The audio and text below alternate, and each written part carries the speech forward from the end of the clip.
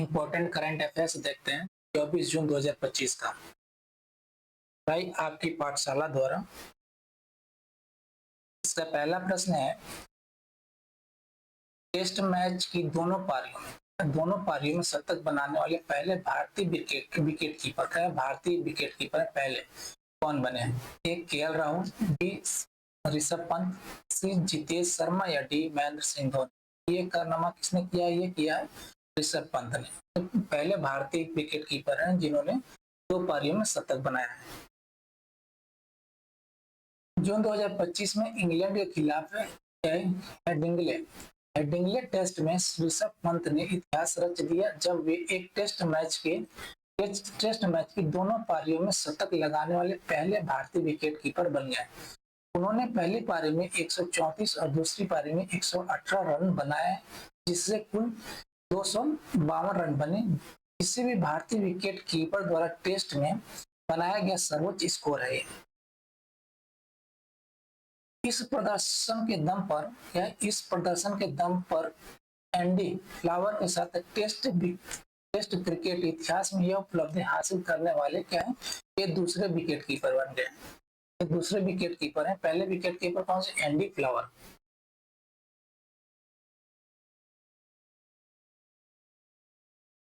पंत की इस ऐतिहासिक पारी ने भारत के एक ही मैच में 5 व्यक्तिगत शतकों का रिकॉर्ड बनाने में भी योगदान दिया। 5 व्यक्तिगत शतकों का रिकॉर्ड बनाने में भी योगदान दिया, जो एक प्रभावशाली विदेशी प्रदर्शन और भारतीय क्रिकेट इतिहास में एक महत्वपूर्ण क्षण था। अगला प्रश्न, अंतर्राष्ट्रीय विधवा दिवस प्रतिवर्ष किस तिथि को मनाया जाता है? ये कब मनाया जाता है? 15 मई को, बी 11 जुलाई को, सी 21 अगस्त को या डी 23 जून को। ये मनाया जाता है 23 जून को मनाया जाता है अंतर्राष्ट्रीय विधवा दिवस। अंतर्राष्ट्रीय विधवा दिवस हर साल 23 जून को विधवाओं के सामने आने वाली चुनौतियों जैसे भेदभाव, गरीबी और सामाजिक बहिष्कार के बारे में वैश्विक जागरूकता बढ़ाने के लिए मनाया जाता है। यह दिन व्यक्तिगत रूप से गहरा महत्व रखता है क्योंकि इसी दिन 1954 में राज लुम्बा की मां भारत में विधवा हो गई। राज लुम्बा की मां भारत में विधवा हो गई, जिससे ब्रिटेन स्थित लुम्बा फाउंडेशन ने 2005 में यह पहल शुरू करने की प्रेरणा मिली। लुम्बा फाउंडेशन को 2005 में यह पहल शुरू करने की प्रेरणा मिली। 2010 में संयुक्त राष्ट्र द्वारा आधिकारिक रूप से मान्यता प्राप्त यह दिन सरकारों, गैर सरकारी संगठनों और नागरिकों के लिए विधवाओं के अधिकारों की वकालत करने और समाज में उनकी गरिमा और समानता को बनाए रखने वाले कानूनी, आर्थिक और सामाजिक सुधारों को आगे बढ़ाने का एक महत्वपूर्ण अवसर बन गया है।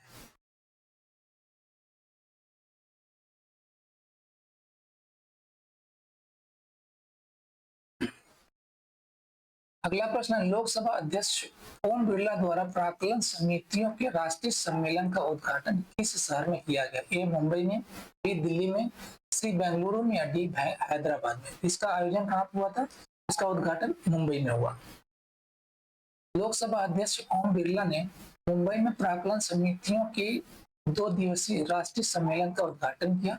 इस सम्मेलन में संसद और विभिन्न राज्यों व केंद्र शासित प्रदेशों के विधायी निकायों की प्राक्कलन समितियों ने भाग लिया।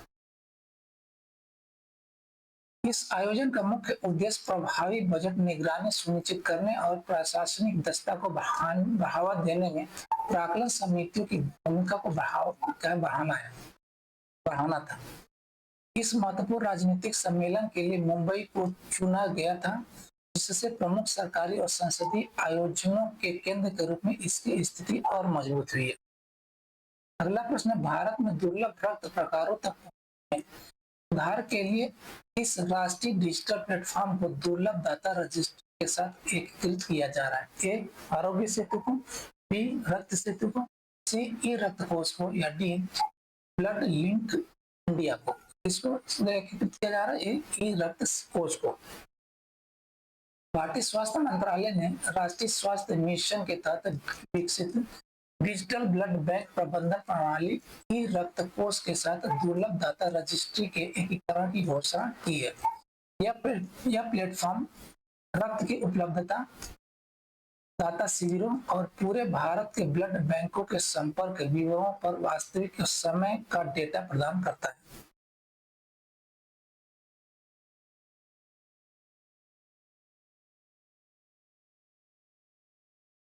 इसे दुर्लभ दाता रजिस्ट्री के साथ विलय करके, जिसमें वर्तमान में 300 से अधिक दुर्लभ रक्त मार्करों के लिए परीक्षण किए गए 400 से अधिक स्क्रीन किए गए दाता शामिल हैं। इस पहल का उद्देश्य बॉम्बे RH नल और P नल जैसे दुर्लभ रक्त प्रकारों तक त्वरित और सुरक्षित पहुंच सुनिश्चित करना है। इस एकीकरण से आपातकालीन आदान प्रक्रिया में उल्लेखनीय सुधार और असामान्य रक्त समूहों वाले रोगियों के लिए रसद संबंधी देरी को कम करने की उम्मीद है। अगला प्रश्न है, हाल ही में किस देश ने 64 वर्षों में अपना पहला नागरिक रक्षा मंत्री नियुक्त किया? ए दक्षिण कोरिया, बी जापान, सी ताइवान या डी वियतनाम। मतलब ये कौन नियुक्त किया है? ये दक्षिण कोरिया ने अपना 64 वर्षों में पहला नागरिक रक्षा मंत्री नियुक्त किया है। दक्षिण कोरिया ने 1961 के बाद से आहन न्यू बैक को अपना पहला असैन्य रक्षा मंत्री नियुक्त किया है, जो एक महत्वपूर्ण रणनीतिक और संस्थागत बदलाव का प्रतीक है। यह कदम राष्ट्रपति ली जे म्यूंग के शीर्ष सरकारी पदों को असैन्य बनाने के चुनावी वादे को पूरा करता है और पूर्व राष्ट्रपति यूंग सुक येओल को पद से हटाने के बाद आया है, जिन पर मार्शल लॉ घोषित करने के लिए महाभियोग चलाया गया था। यह असैन्य नियुक्ति शासन में लोकतांत्रिक जवाबदेही और जनता के विश्वास को बहाल करने के व्यापक प्रयास का हिस्सा है। दक्षिण कोरिया के उभरते राजनीतिक परिदृश्य को भी दर्शाता है, जो रक्षा क्षेत्र में असैन्य निगरानी पर जोर देता है और सैन्य एवं विदेशी नीति के मामले में अधिक पारदर्शी और लोकतांत्रिक दृष्टिकोण का संकेत देता है। अगला प्रश्न, भारत किस वर्ष अपना पहला राष्ट्रव्यापी घरेलू आय सर्वेक्षण शुरू करने वाला है? ए 2027 में, बी 2028 में, सी 2026 में या डी 2030 में। ये कब शुरू करने वाला है? भारत इसको शुरू कर रहा है 2026 में। भारत 2026 में अपना पहला अखिल भारतीय घरेलू आय सर्वेक्षण आयोजित करने के लिए तैयार है, जो देश के डेटा आधारित नीति निर्माण प्रयासों में एक महत्वपूर्ण उपलब्धि साबित होगा। सांख्यिकी और कार्यक्रम कार्यान्वयन मंत्रालय यानी MOSPI के नेतृत्व में यह पहल देश भर के परिवारों से आय के विस्तृत आंकड़े एकत्रित करेगी, ताकि आय वितरण, तकनीक परिवर्तन का वेतन पर प्रभाव और कल्याणकारी योजनाओं के कवरेज में कमियों को बेहतर ढंग से समझा जा सके। अगला प्रश्न है, इस सर्वेक्षण की देखरेख सुरजीत भल्ला के नेतृत्व में एक तकनीकी विशेषज्ञ समूह द्वारा की जाएगी और विश्वसनीयता एवं तुल्यता सुनिश्चित करने के लिए अंतर्राष्ट्रीय मानकों को अपनाया जाएगा। 2026 में शुरू होने वाले इस सर्वेक्षण का उद्देश्य कल्याणकारी लक्ष्यों को बेहतर बनाना और भविष्य की आर्थिक रणनीतियों को सूचित करना है। अगला प्रश्न है, इस संगठन ने भारतीय सशस्त्र बलों द्वारा आपातकालीन खरीद के लिए 28 स्वदेशी हथियार प्रणालियों की पेशकश की। ए DRDO, बी हाल ने, सी इसरो ने या डी BEML ने। किसने इसको पेशकश की? 28 स्वदेशी हथियार प्रणालियों की पेशकश किसने की? ये DRDO ने। भारत की रक्षा तैयारियों और आत्मनिर्भर भारत को बढ़ाने की दिशा में एक निर्णायक कदम उठाते हुए रक्षा अनुसंधान एवं विकास संगठन यानी कि DRDO ने आपातकालीन खरीद के लिए 28 स्वदेशी रूप से विकसित हथियार प्रणालियों की पेशकश की। ये प्रणालियां सरकार के आपातकालीन खरीद ढांचे के तहत सेना, नौसेना और वायुसेना द्वारा तत्काल तैनाती के लिए है। यह कदम ऑपरेशन सिंदूर की सफलता के बाद उठाया गया है और पाकिस्तान के साथ बढ़ते तनाव के बीच सैन्य तैयारियों को बल देता है। इस सूची में ब्रह्मोस क्रूज मिसाइल, आकाश और MRSAM वायु रक्षा प्रणालियां जैसे प्रमुख स्वदेशी संपत्तियां शामिल हैं। यह पहल विदेशी हथियार पर निर्भरता कम करने और घरेलू रक्षा निर्माण को सशक्त बनाने के आत्मनिर्भर भारत के दृष्टिकोण के अनुरूप है। अगला प्रश्न 2025 सतत विकास लक्ष्य सूचकांक में भारत की रैंकिंग क्या है? ए 85, बी 74, सी 93 या डी 99? ये कितना है? ये 99। सतत विकास की दिशा में एक बड़ी छलांग में भारत ने 2025 में 99वां स्थान हासिल करके वैश्विक एसडीजी सूचकांक में अपनी अब तक की सर्वोच्च रैंक हासिल की है। यह पहली बार है जब भारत 67 अंकों के साथ 193 देशों में से शीर्ष 100 में शामिल हुआ है। शीर्ष 100 में शामिल हुआ। नॉर्डिक देशों जैसे यूरोपीय राष्ट्रीय एसडीजी सूचकांक 2025 में शीर्ष स्थान पर बने हुए हैं, जिनमें फिनलैंड का शीर्ष पर है, उसके बाद स्वीडन है और उसके बाद डेनमार्क का स्थान है। रिपोर्ट के अनुसार रैंकिंग सूची में शीर्ष 20 में से कुल 19 देश के हैं, यूरोप से हैं। संयुक्त राष्ट्र सतत विकास समाधान नेटवर्क द्वारा संकलित और अर्थशास्त्री जेफरी जैक्स के नेतृत्व में सूचकांक गरीबी उन्मूलन, स्वास्थ्य, शिक्षा और जलवायु कार्रवाई जैसे 17 एसडीजी में प्रगति पर राष्ट्रों का मूल्यांकन करता है। अगला प्रश्न, किस देश के पास GBU-57 मैसिव ऑर्डिनेंस पेनेट्रेटर है जो उसके शस्त्रागार में सबसे बड़ा गैर परमाणु बम नहीं है, गैर परमाणु बम है? ए रूस के पास, बी चीन के पास, सी संयुक्त राज्य अमेरिका के पास या डी इजराइल के पास? ये किसके पास में सबसे बड़ा गैर परमाणु बम? ये संयुक्त राज्य अमेरिका के पास में। GBU-57 massive ordnance penetrator MOP संयुक्त राज्य अमेरिका के शस्त्रागार में सबसे बड़ा गैर परमाणु बम है। बोइंग द्वारा विकसित यह बम GPS निर्देशित है और विशेष रूप से गहरे दबे और मजबूत दुश्मन बंकरों को नष्ट करने के लिए डिजाइन किया गया है। लगभग 30,000 पाउंड वजन और 200 फीट से ज्यादा मजबूत कंक्रीट को भेदने की क्षमता के साथ MOP अमेरिकी सेना की भंडार में एक रणनीतिक हथियार है। इसका आकाश शक्ति और इंजीनियरिंग इसे परमाणु शक्ति के उपयोग के बिना मजबूत सुविधाओं को नष्ट करने वाले अभियानों के लिए एक अद्वितीय हथियार बनाते हैं। अगला प्रश्न है, हाल ही में किस भारतीय राज्य ने ट्रांसजेंडर समुदाय को OBC का दर्जा दिया और पर्यवेक्षी भूमिकाओं में आंगनबाड़ी कार्यकर्ताओं के लिए 50% आरक्षण की घोषणा की? ए केरल ने, बी असम ने, सी महाराष्ट्र ने या डी राजस्थान ने? यह राज्य कौन सा? ये असम है।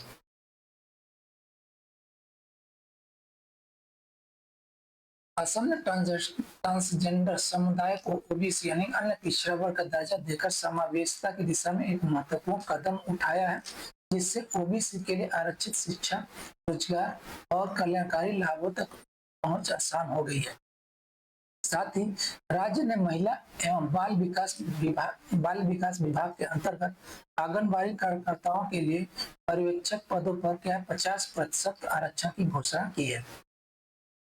मुख्यमंत्री हिमंत बिश्व शर्मा द्वारा 23 जून 2025 को की गई इस दोहरी घोषणा का उद्देश्य लैंगिक अल्पसंख्यक अधिकारों और जमीनी स्तर पर कार्यकर्ताओं की मान्यता दोनों को संबोधित करना है। ये पहल असम के समता को संस्थागत बनाने और शासन संरचना में हाशिए पर पड़े समुदायों के प्रतिनिधित्व को बेहतर बनाने के व्यापक प्रयास को दर्शाती है। अगला प्रश्न, किस संस्था ने भारत में वित्त वर्ष 2026 के लिए राज्य आधारित पूंजीगत व्यय अनुमानों पर प्रकाश डालते हुए रिपोर्ट जारी की?